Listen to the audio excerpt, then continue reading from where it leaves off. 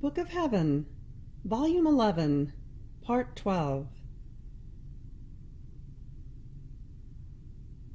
May 25th, 1915. Men are obedient to governments that use violence, but not to God who uses love.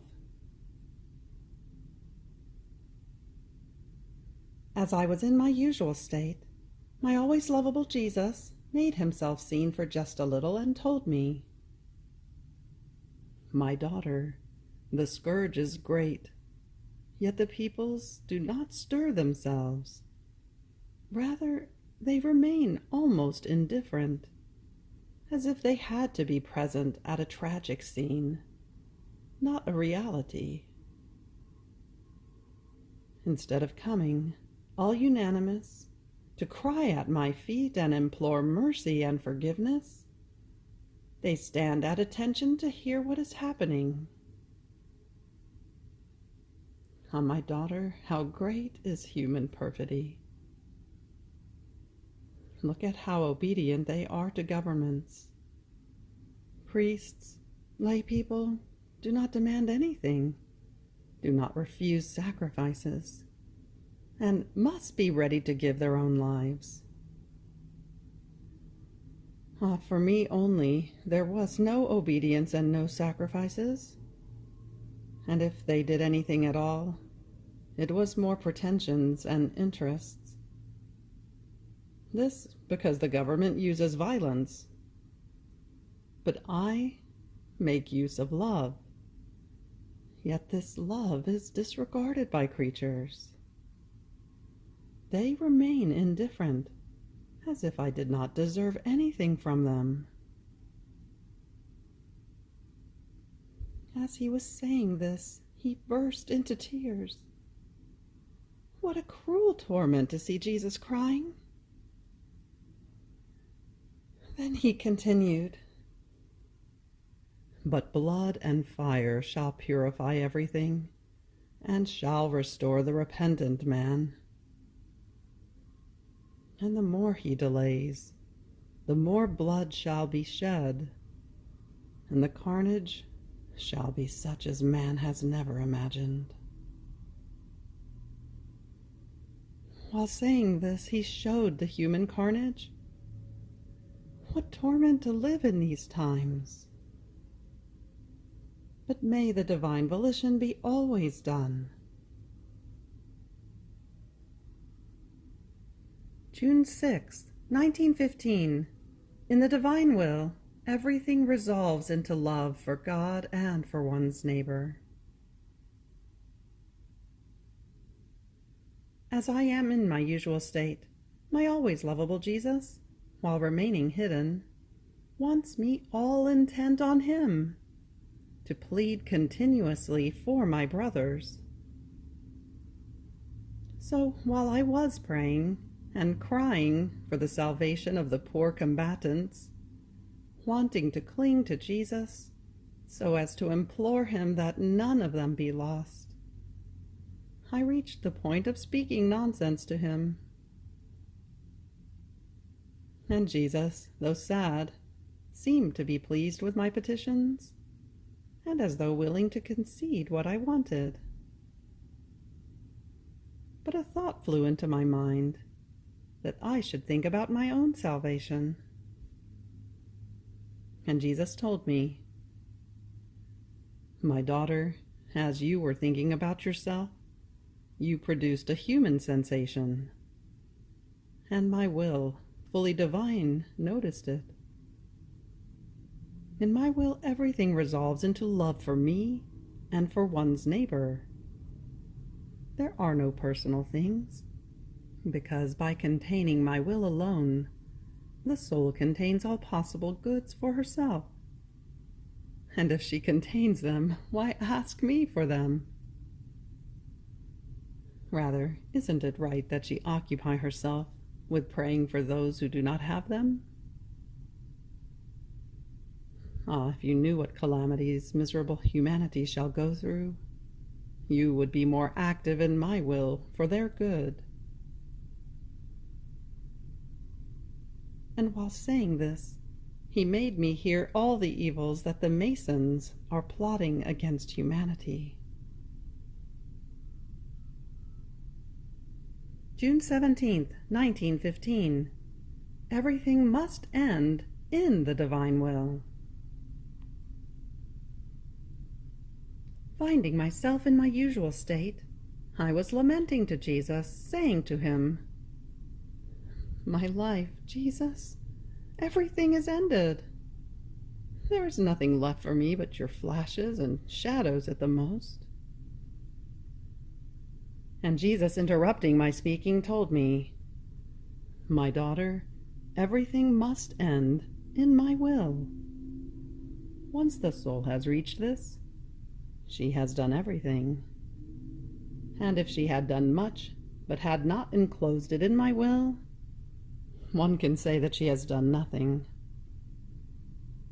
In fact, I take into account all that ends in my will, because in it alone is my very life present, as though bound. And so it is right that I take into account even the littlest things, and even trifles, as my own things, because in each little act that the creature does united with my will, I feel that she first takes it from me, and then she operates.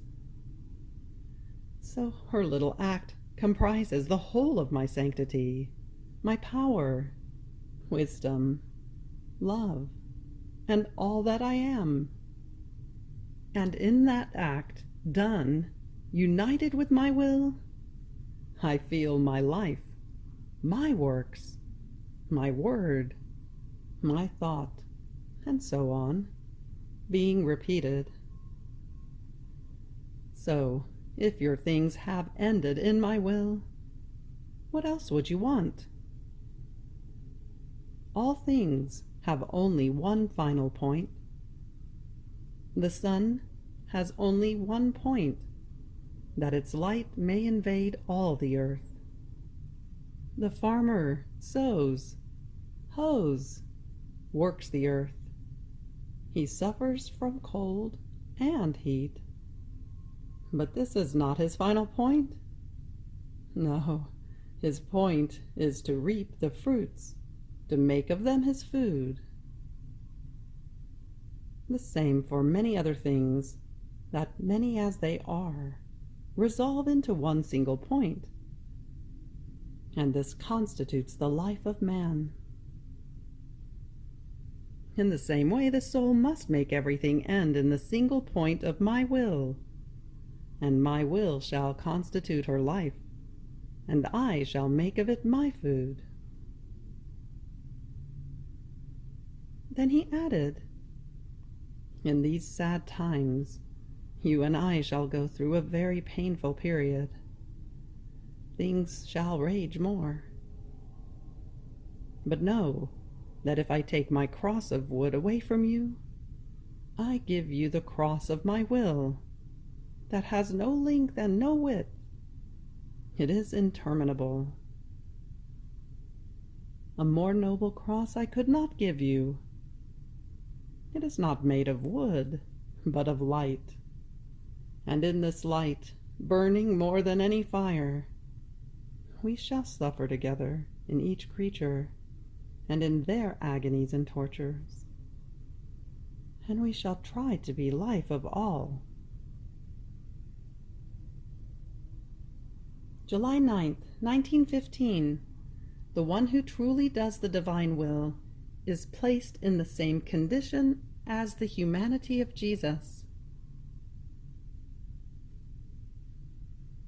Finding myself in my usual state, I was feeling very bad.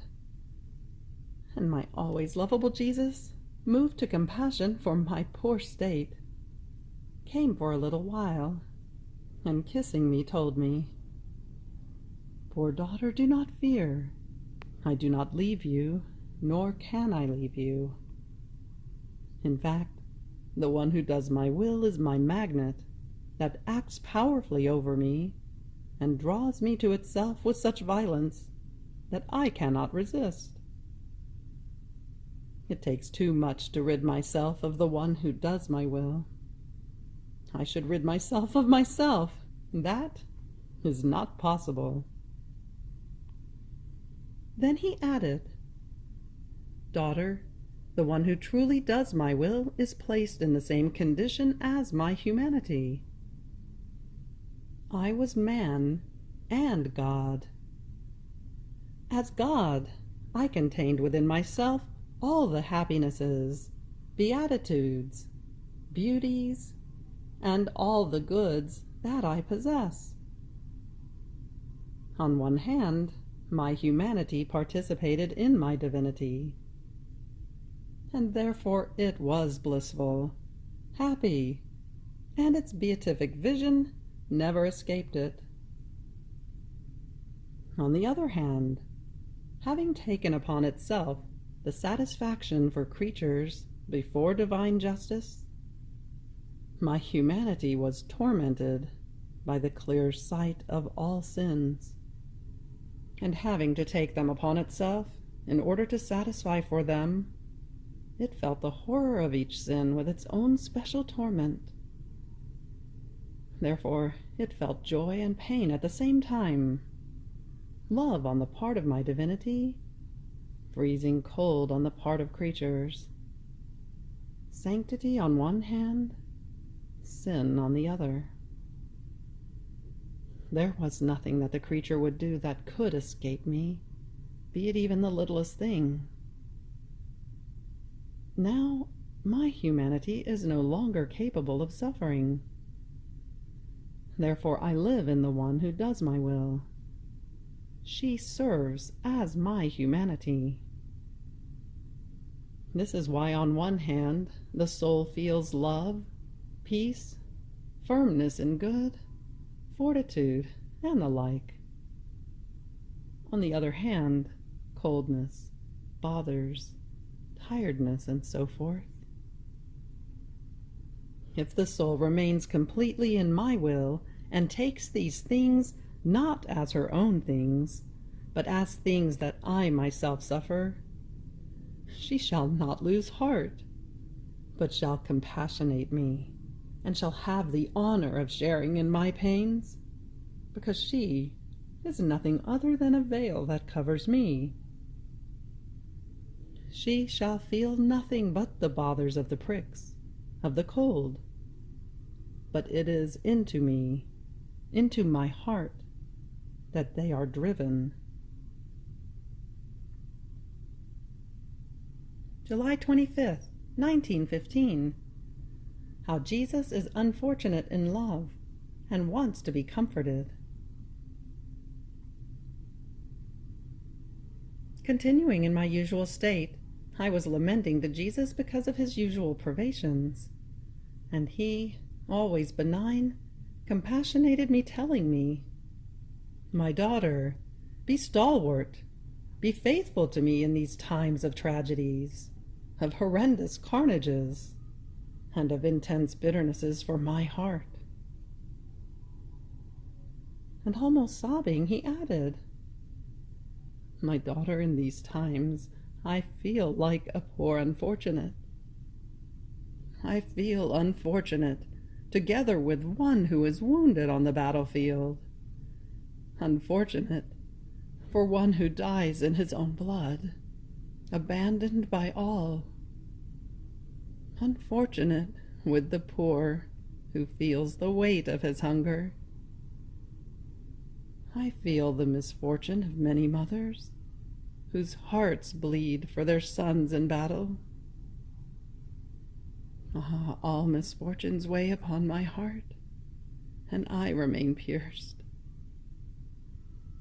And in the face of all these misfortunes, I see divine justice wanting to put more divine fury on the field against creatures, unfortunately rebellious and ungrateful.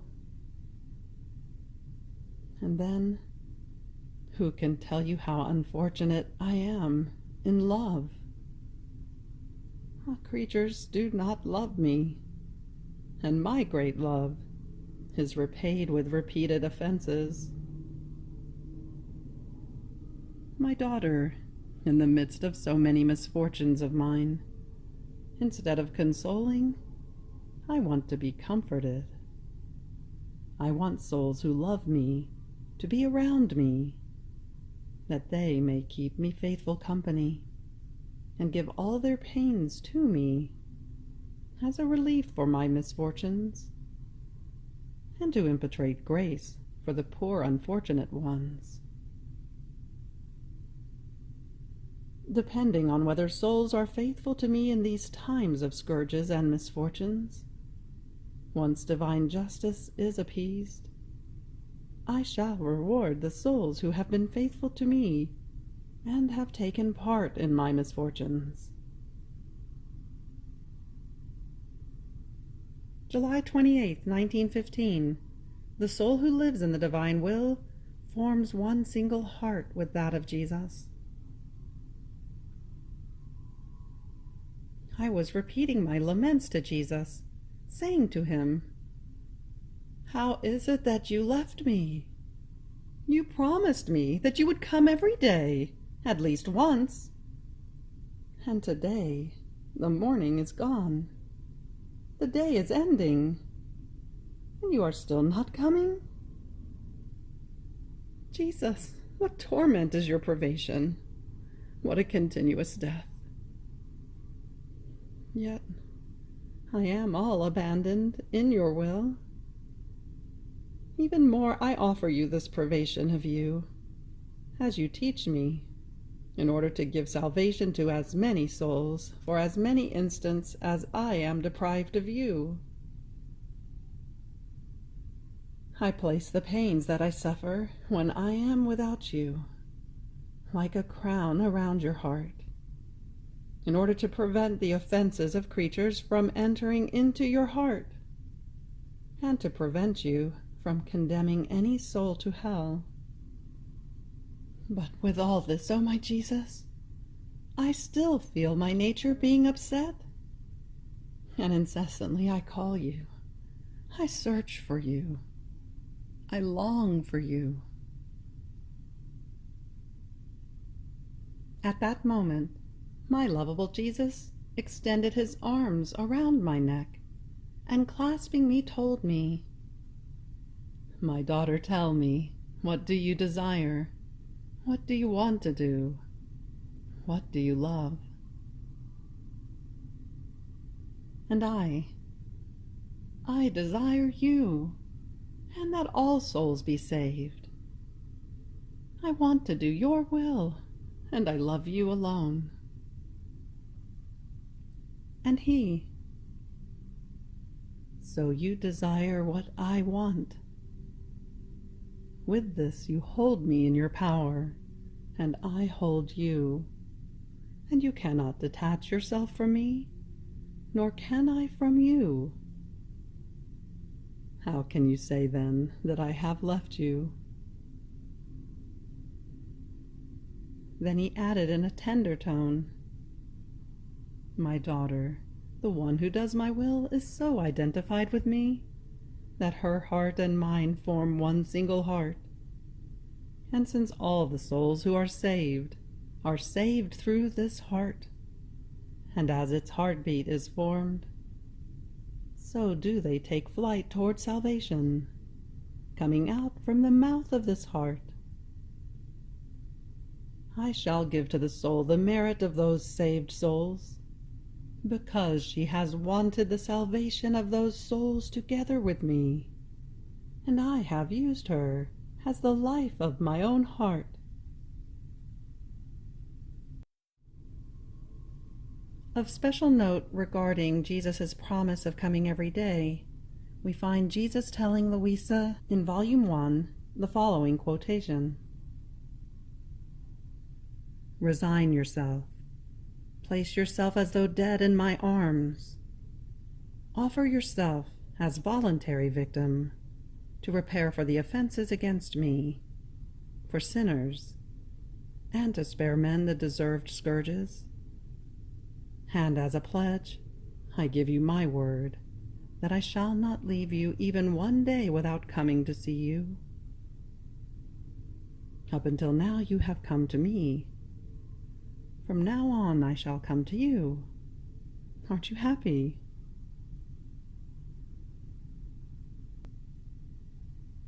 August 12th, 1915. The hardness of the peoples, and how they want to be touched in their own flesh. As I was in my usual state, my always lovable Jesus came for a little while, telling me, "My daughter, how hard the peoples are.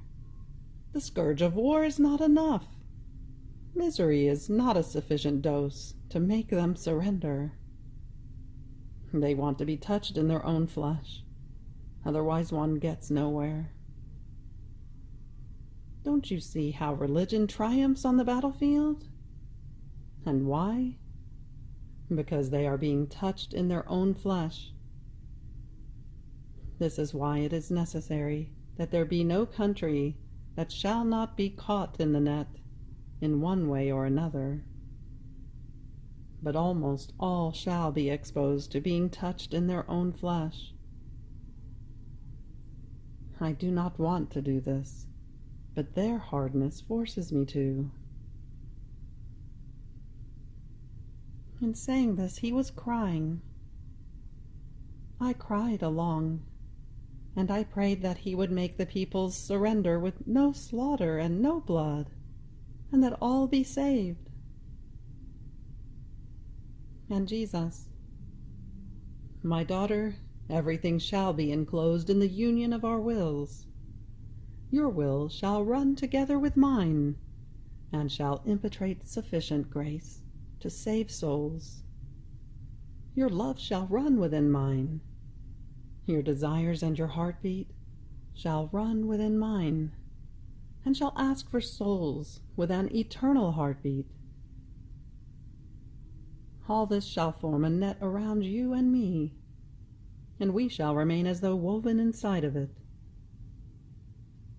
This will serve as bulwark of defense, and while it shall defend me, you shall be protected from any danger." How sweet it is for me to hear, within my heartbeat, the heartbeat of a creature that says within mine, "Souls, souls." I feel as though chained and conquered, and I surrender.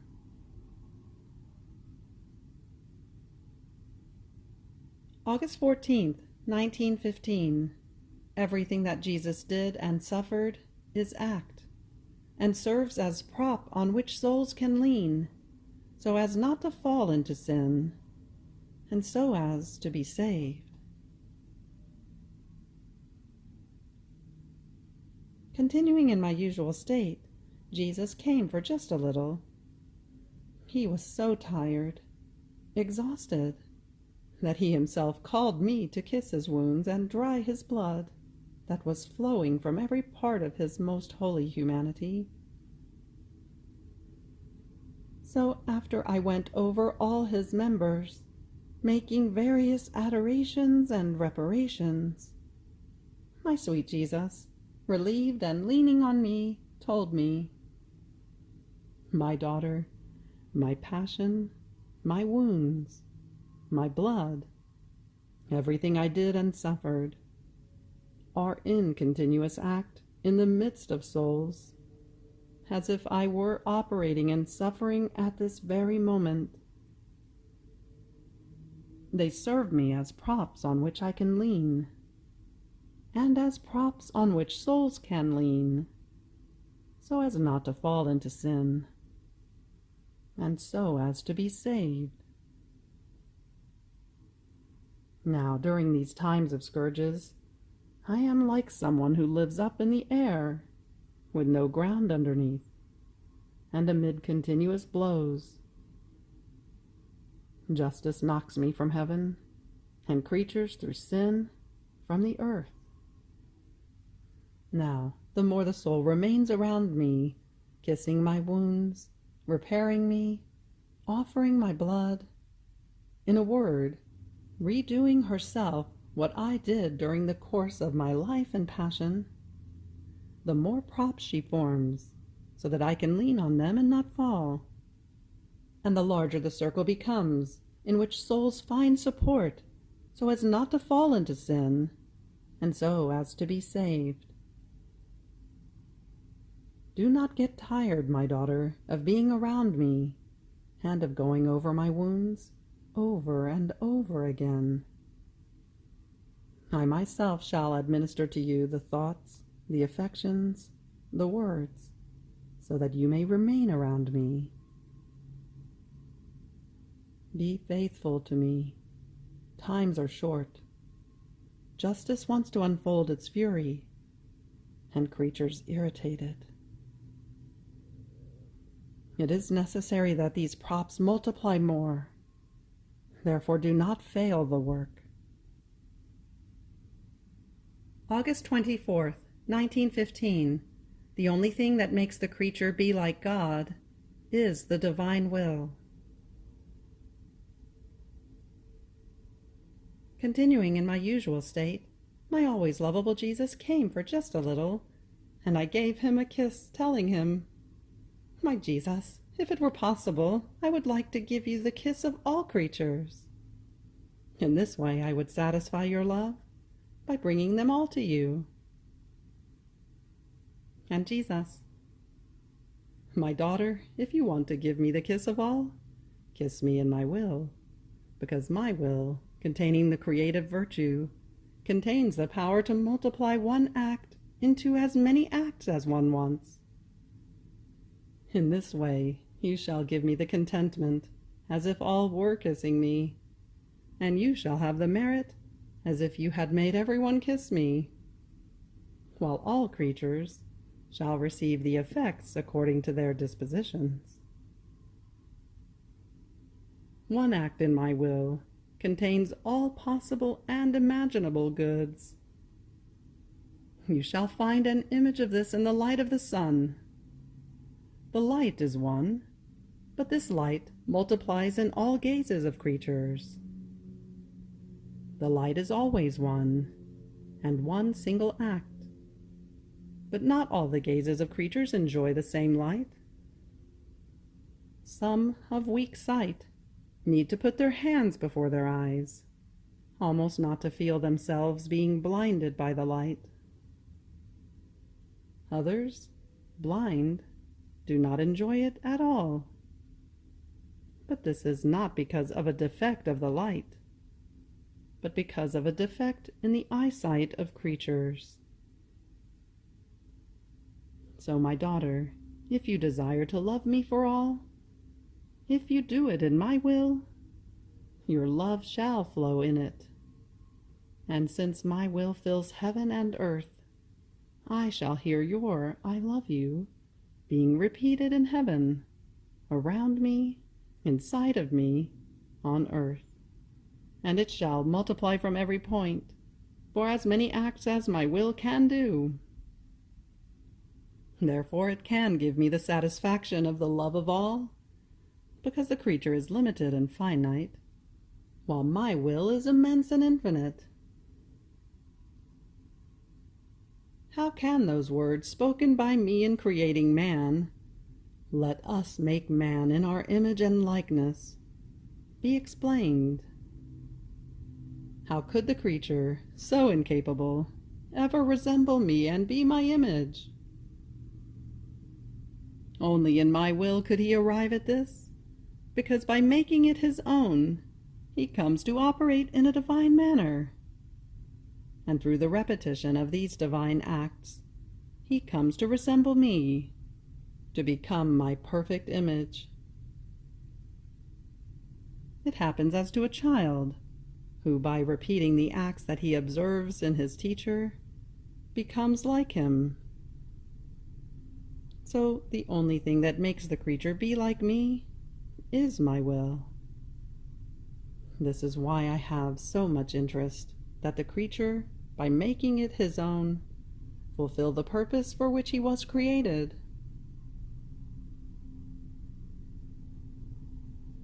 You have reached the end of the Book of Heaven, Volume 11, Part 12. Fiat.